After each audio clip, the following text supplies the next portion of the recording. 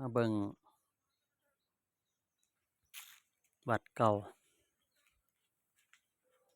ปฏิทินปีนี้บ่สภาพวัด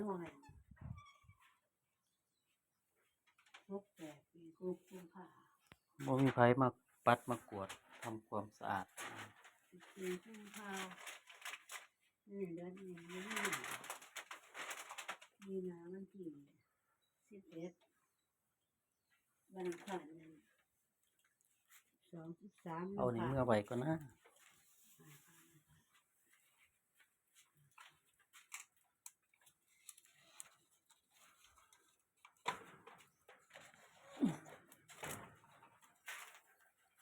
ไฟเฟ้ยกับพุ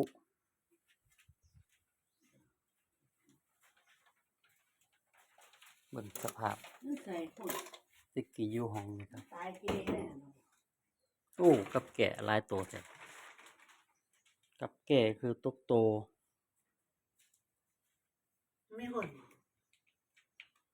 ตายหนีบหาง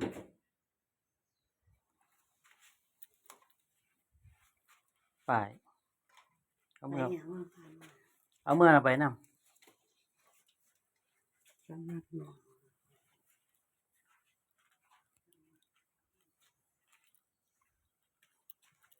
อ่านออกอยู่บ่สำนักสงฆ์เจ็ดไร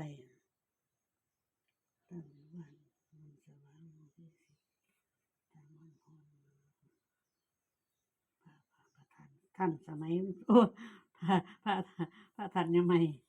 มันยังมีอันนี้ว่ามันโอ้ใครจะมาเสียทีเอาเมื่อไว้เฮือนนำป่ะย่างไปหาเรา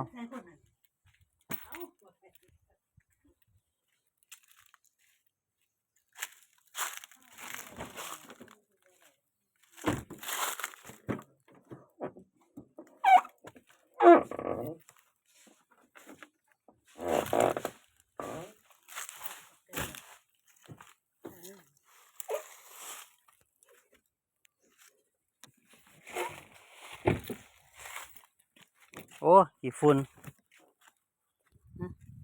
นรถสนอกเอาของมั่งแค่หน่อยครับไปแบ่งให้เนาะโคตรใหม่เอาอย่างละหน่อย2หน่อยใส่ล่ะตัวนี้นี่บ่น่ามันถุงบ่